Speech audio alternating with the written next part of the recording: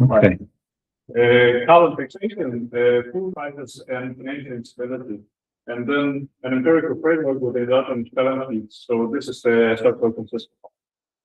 So the main goal here is to evaluate recent policy, carbon tax policy implemented in the Danish agriculture industry using an empirical stock flow consistent model for Denmark.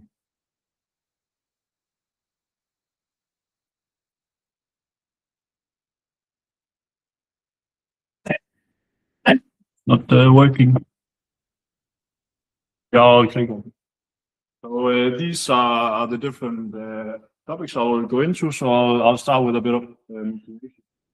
So looking at just EU agriculture right now has 30% of total CO2 equivalent emissions, and this is even more intensive in Denmark. Under current policies, the some Danish economists forecast the Danish agriculture industry to take on 46% of all Danish emissions in 2030. So as a result of this, the Danish government very recently have decided to implement a direct carbon tax on agriculture emissions starting in 2030. So this is what I will analyze. And the thing is, when you implement a carbon tax on the Danish or in the agriculture industry, there are a few special features about the agriculture industry. One is that the effects of abandoned technologies within this industry is very limited. So when this is the case, there are two main options when we put a carbon tax on the farmers. One is for the farmers to absorb this tax and reduce the profits. The other one is to pass it on to consumers, which will increase food prices. So this implies some very important distributional effects. What is going to happen? One of these two cases. One of the things I look at is when this is the case, when the agriculture industry chooses to absorb the tax, this can actually lead to financial instability concerns within the Danish agriculture industry, and I will show you a bit why. On the other hand, if you just pass on the tax to consumers already in high food prices across Europe, this will further increase the food prices for consumers. So to do this analysis, I'm using an empirical stock flow consistent model for Denmark. So I've put on some of the features here. So it's a 5-sector model: households, non-financial population, financial population, government, and the rest of the world. It has 9 industries. Agriculture is included. Also, the food production industry is disaggregated as much as possible. So we have production of bread, we have production of dairy, and so on as its own industry. And production of meat is also very important here. We have 7 fine consumption goods. So you can also see again here, it's mainly the food products which I have disaggregated. So we have bread, meat, fish, dairy, food and vegetables, and then other foods, and then other consumption products. We have 31 types of energy, and we have 6 types of emissions, and we have 8 types of financial assets. And what I want to highlight about what I have done specifically for this paper. So the 9 industries are directly integrated with the sectoral national accounts. So I have the IO tables for the Danish economy back to 1995. So everything, I think I'll just, if I can go to the TFM, I can quickly show it. So I know it's difficult to see here, but what we have down here is all the way down to gross operating surplus and mixed income. Everything up here is modeled on the industry level. So everything here is on the industry level. I use specific shares for each industry. So for example, agriculture is owned partly by non-financial corporations, partly by households. So from here, I have it at agriculture level, then I split it up. So some of it goes to household level, some of it goes to NFC. What I have done in this paper is I have kept the agriculture balance sheet all the way down through the TFM. So agriculture has its own row within the TFM, or its own column within the TFM, all the way down to financial net wealth. So to do this, I have used farm level data. We got access to farm level data and constructed this. I have been in to see which one is directly going to households, which ones are directly going to NFC, and then I have removed them from the household and NFC part of the TFM. So basically, it's still consistent. It's still sum to zero when you go across the row, but you also have the column of agriculture within this. I would like to say within this interaction between household and NFC. I hope this makes a bit of sense.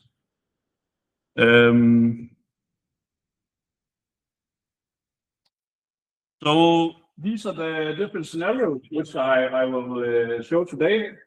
So basically, I include 3 scenarios which close an emission gap of 1.5 million tons, which is the emission gap identified by the climate ministry in Denmark in 2024. So this is before they implemented the tax. So this is the emission gap without any taxation in agriculture. So I try to close this using 3 scenarios. One I call a no preference scenario. If the government doesn't care who are actually paying or having the burden of the tax. So I introduce a pass-through rate of 52%, which is the one estimated by the government itself. If you have a pass-through rate of 52%, you need a carbon tax of 650 Danish crowns. So this is a bit below 100 euro per ton of CO2. Then I also have a household favored scenario where the pass-through rate is lower, 36%. So in this case, farmers take on a larger part of the burden. To still have the same emission reduction, you then need a higher tax to affect the demand components in the economy. Lastly, I have the agriculture favored scenario where I put in a pass-through rate of 9%. So now farmers are allowed to pass on a larger. So when this is the case, food prices still increase under a lower tax rate.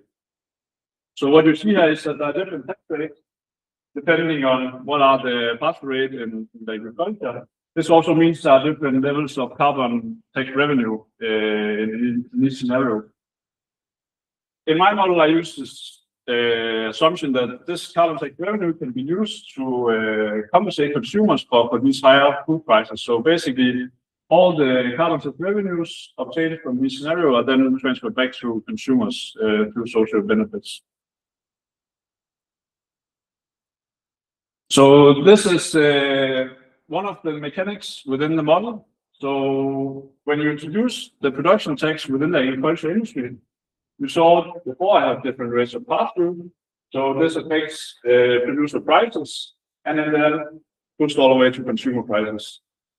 This will have 3 different demand effects on consumers. So one is wealth income effect. So higher prices, your relative what we call it, purchase power of consumers are lower, so you consume less. Then I also have substitution within consumption products. So you saw I have 7 different consumption products. So depending on how the prices are pushed through to final consumer prices, consumer substitutes between these different consumer products. And then lastly, I have substitution between domestically produced and foreign produced products. So again, when you introduce a tax in Danish agriculture industry, Danish prices are going to increase. People are going to substitute towards foreign produced products instead. This one shows the dynamics within the agriculture balances, financial balances. So here you have the carbon tax put on the agriculture industry. Depending on what the pass-through rate is, this will affect the profit rate within the agriculture industry. So this is the profits they made based on 1 unit of sales, and then the total real output within the industry. So if you multiply these together, you get the nominal profits within the industry. So in the case where the pass-through rate is very high in the agriculture industry, profit rate will be less affected and will have a higher nominal profit. So again, the different scenarios are set so that the effect on real output which is driving the emissions, are the same. So the effect on nominal profits then affects the savings within the industry. At the same time, investments are also affected. So I have an investment function for the agricultural industry, which depends on the real output, limited through the capacity utilization rate. Profit rates directly affect investments within the industry.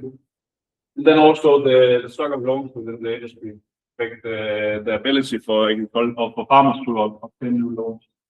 And then also the interest rate affects I highlighted that the interest rate is kept with.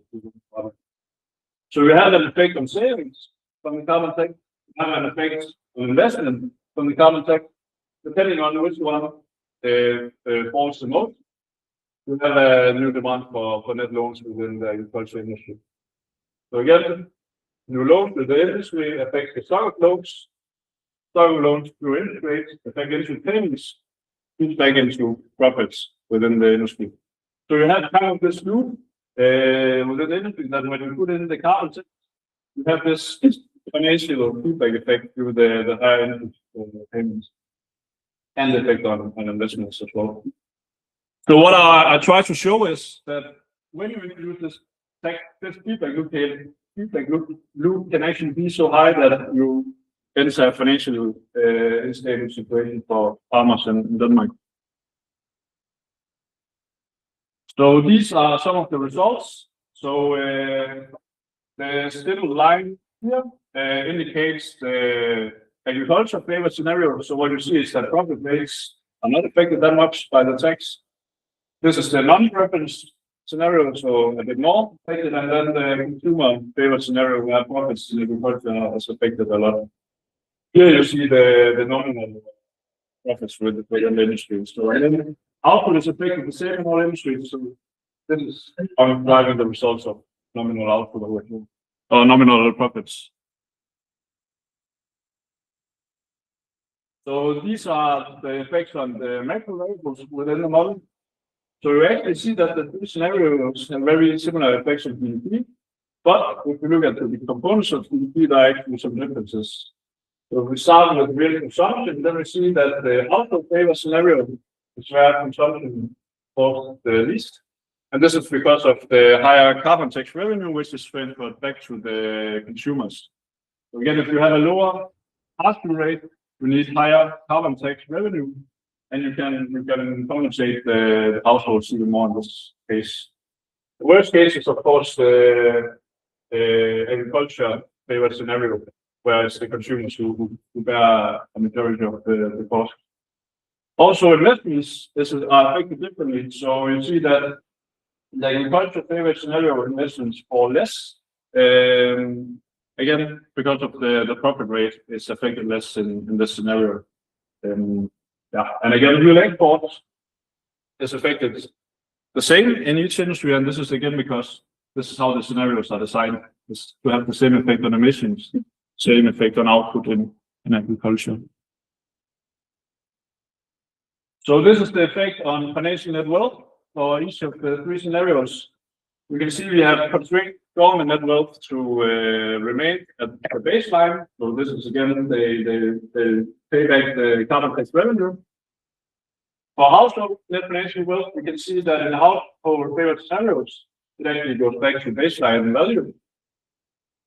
For the non-financial corporations, we can see that the agriculture favored scenario is the one affecting the least. And again, these two are a combination or are also integrated with the agricultural financial balance sheet. So here we see that the household favored scenario is the one affecting the agricultural financial balance sheet the most.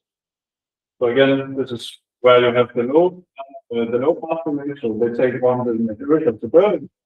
And then the agricultural favored scenario, that's kind of effect on the financial net wealth of agriculture. So the scenarios works as they should. So now we go to looking at how does the balance sheet look for agriculture.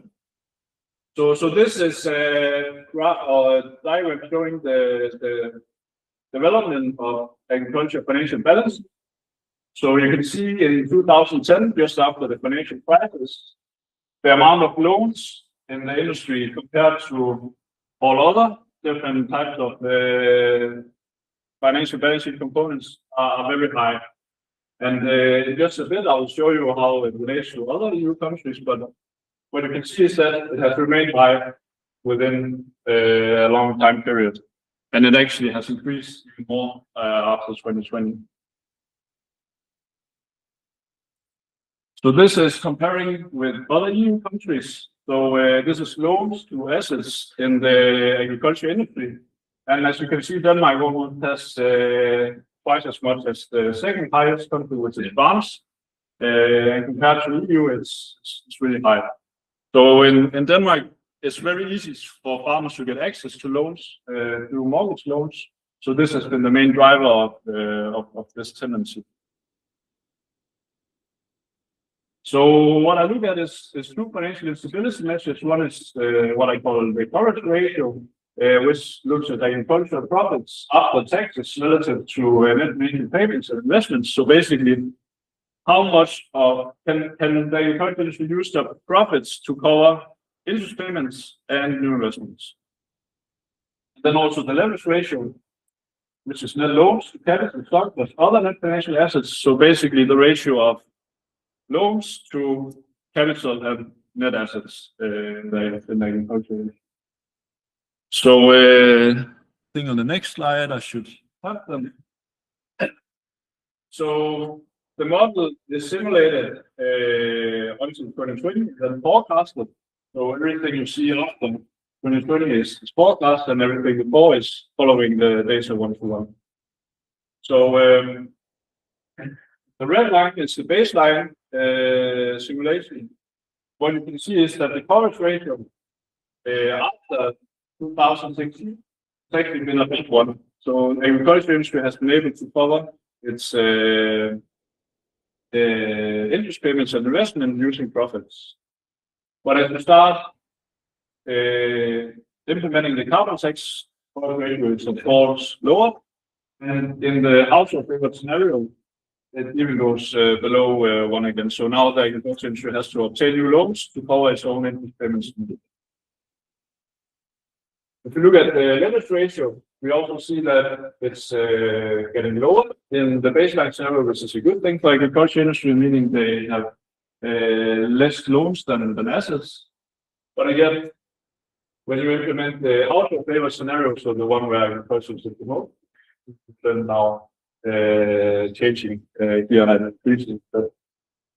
And I have also shown the effect on capital. So you see that because profits are hit in agriculture industry, they lower investments, but still, even though they lower investments, they still have to obtain loans in the worst case scenario. So this is negative loans, just to be careful.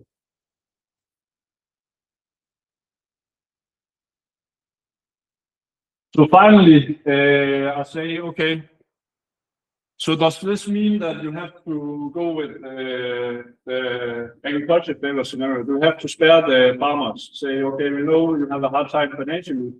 We should put the main burden on the consumers instead. So this has actually been a large discussion in Denmark. Can we actually put a carbon tax on farmers? Will they go? Are their financial position so bad that we cannot do this? So one argument has been we need to invent new technologies so that they don't have to lower output in the industry, but can instead use new technologies, produce the same output and lower emissions that way. So we don't need to lower output and profits in the industry. So that's what I call the abandoned technology case. So right now in the research so before, I assume no abandoned technologies. There are some arguments that there could be some available before 2030, but the effects are very limited. And the ones I found indicate that there might be 0.9 or 0.6 million reductions, which leads to a remaining gap of 0.9 for the carbon tax. Another option I have included is lower financing costs. So in 2023, the interest rates on loans for agriculture was 3.9%. which is the one I often use in the forecast. But what I then try to show in this case, is what happens if you lower the interest rates for farmers down to the 2020 level before you implement this tax on the farmers. And then I also show a combined scenario where I both assume that there are better technologies and lower financing costs. And this is a lot of figures, so I will just target this one, which is the lower interest rate case. So again, you see the different scenarios here. And what you actually see is, I know it's difficult to see, but even in the household favored scenario, you actually get a coverage ratio which is 1.1. So agriculture is able to cover its interest payments and investments. You get a debt to capital or a leverage ratio, which is still not going as much downwards as in the baseline, but still going downwards. So they're still improving their financial position. Which you also see here, loans are remaining stable, while capital is actually increasing in the forecast too. So what I show here is that maybe you don't need this abatement technology available before you can actually put the majority of the burden on the farmers and don't need to put it on the consumers. And of course, in the combined scenario, it's even better. So these are also some of my main takeaways. So what I show is that different carbon tax strategies shift the tax burden between farmers and consumers. So again, there is a large degree of cooperation between the government and farmers in Denmark. So there are actually some discussions of if you would pass through this much, we can put the tax on this much. So they are negotiating this. What I think is that financial instability risks, they may arise if farmers bear most of the farmer tax burden. But if you are able to lower interest rates within the sector, you can actually put the majority of the burden on farmers without targeting or without affecting consumers that much. So these are my main takeaways, I would say. Thanks for listening.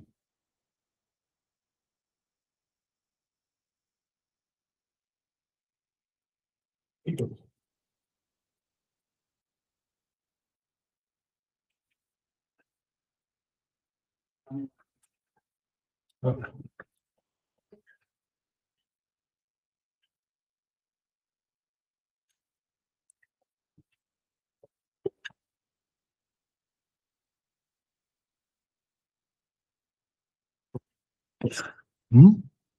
Comments? Yes.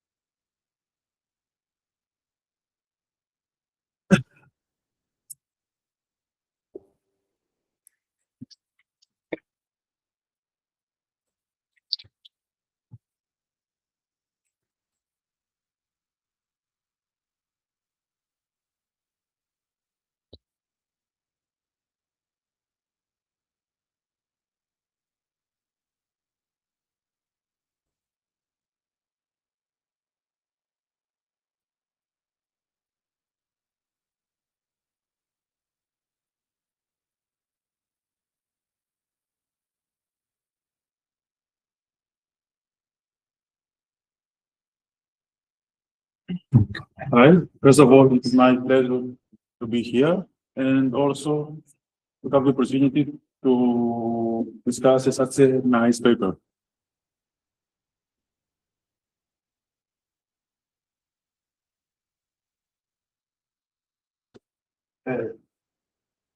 It's very important for me to mention that I like something that I like and that I have also some doubts, but it's crucial to, I will be fast, but crucial to say some interesting thing in terms of methodology. That first of all, based on some stylized facts about the Danish economy and especially he showed that the agriculture is a sector with high debt, low profit margin, and strong dependence on bulk credit. What does it mean? That have some standardized facts, and then he choose the model. That was crucial for me. And he decided not to use a general equilibrium model. Where is here it is. Okay, not to use a general equilibrium model that mostly give us a picture of price changes, resource allocation, and efficiency under specific equilibrium condition. But how to answer another question. What happens to the balance of when profits fall? And that happens through borrowing. So that was the question. So this question leads him to a specific model, specific type of model. So that was the reason that's not the rendezvous model, but a stock flow consistent model. That is crucial. And furthermore, in this way, he showed that there are some advantages in this type of model to have a specific question and specific answer. And that is for me the contribution. The contribution at the end is that he didn't try just to speak about how the price will change or the product of specific sector will change from a carbon tax shock. He has to answer how the whole balance will change. That was very important. That is a holistic view of the sector. So we create a specific balance for the agricultural sector. And also, because the debt is so important for the sector, choose to use a stock flow consistent model.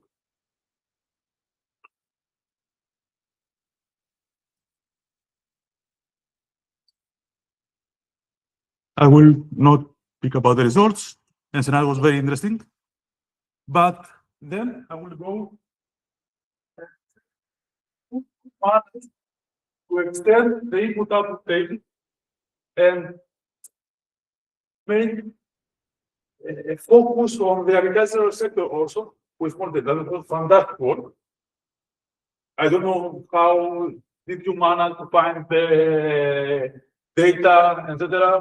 It's your secret, but that was fantastic for my side that I am familiar with input-output research. And also, it is very interesting that didn't go to a specific trap that deals with technological things. He decided for a specific moment, for a specific period that he investigate to focus on the structure of the economy as it is remain fixed. It is somehow say what happened if policy is applied before the structural change. So we have an answer, specific question, and that is very important for the consistency of the whole output, because we know which is the structure and don't have changed that much the structure that this also create a type of noise.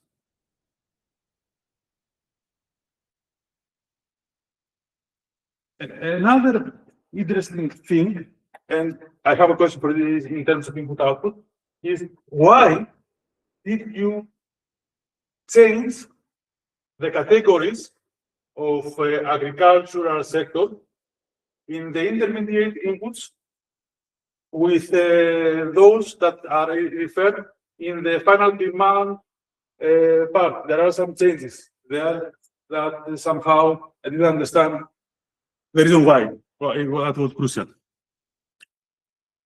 I don't have a lot to say that there are some ways to extend the paper, but was not good as a first effort to create this new type of question in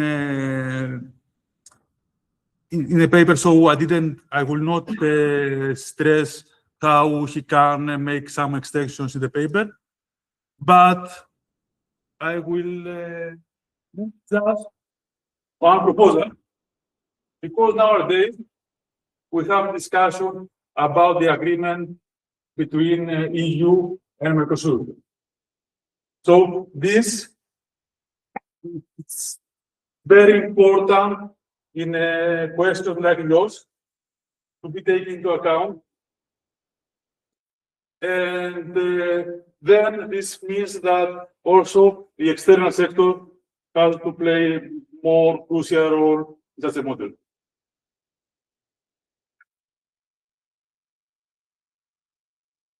I will try to be brief, so that was my main comments. And another minor, but some question. Why gold? Why gold? Gold is that important, and you refer it specifically in your sheets. Okay, thank you very much.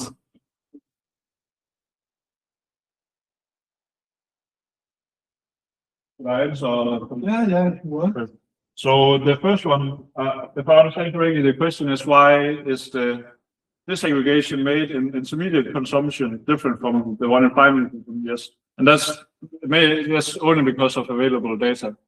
So in the industry level and intermediate consumption, this is what it is: the most disaggregated available data, and for the intermediate part, and the most disaggregated for the consumption part.